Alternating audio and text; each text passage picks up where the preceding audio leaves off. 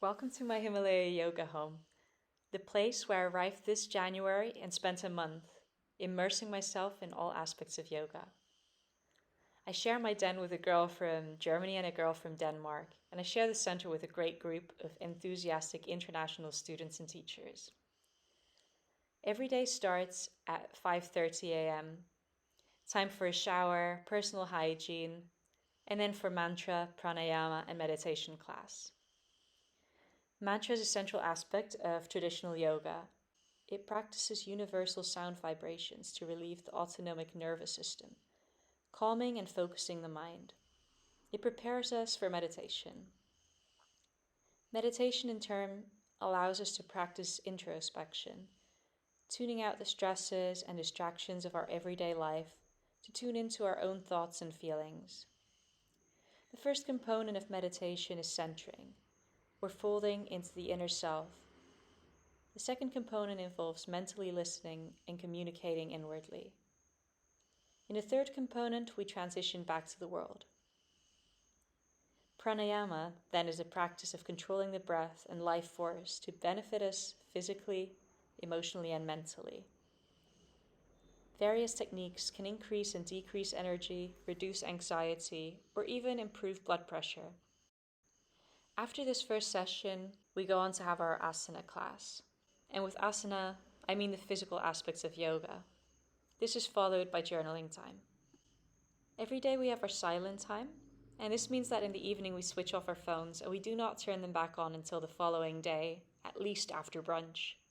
We do not communicate with one another until this time either, allowing us to focus on our thoughts and our personal journeys. For expected and unexpected reasons, this start of the yoga course is turning into a little bit of a roller coaster. One, of course, being the fact that I was bitten by a dog before the start of day one. Somehow managed to still go to most of my classes without missing too much while making a 2-hour detour to the hospital and getting a bunch of injections and a lot of medication. All seems to be okay though, just a lot of muscle soreness mainly related to the injection and the bite itself. But other than that, nothing major, a bit sleepy. But then today, and this is only the third day, I felt like I was so confronted by everything, and I guess people told me that this was bound to happen, and this is why some people don't practice yoga, because you get confronted by a lot of things which you don't realize in daily life. Tonight marks the first night of good sleep. The night before I only managed to get about an hour of sleep, so maybe that's allowed my mind to somehow activate again this morning. And it had so many thoughts, so much build-up tension that during the meditation I was not able to pay attention to my body or to my breath to the slightest, because my mind was just the dominant feature taking over my thoughts. And I guess that's a good thing. I think it just shows that I'm able to take the time and the energy to sense these emotions and feelings now. And I guess it's the first step of my yoga journey, so I just have to realize that my emotions or my hormones or something is changing right now, to deal with that and to see what happens, to see what it's got to say. At 9:20 we have our brunch, which always includes an array of delicious fresh foods.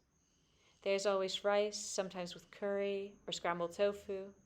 Additionally, there's fruit salad, ginger tea, coffee, and chai for us to enjoy. During the remainder of the day, we have 2 classroom lessons. The main difference between these and those that you may have had at school is that we are all sat on the ground with our legs crossed, growing accustomed to the pain in our knees. Luckily, the day ends with another asana class to unfold us out of these classroom postures. And at 5:15, we have reached the end of our school day, which means time for homework, or to visit the beach, more likely. At 7 p.m., we come together again for a dinner and to socialize, ensuring that we're in bed at a relatively early time to be able to repeat it all again tomorrow. But there you go. This is what a standard day looks like in the life.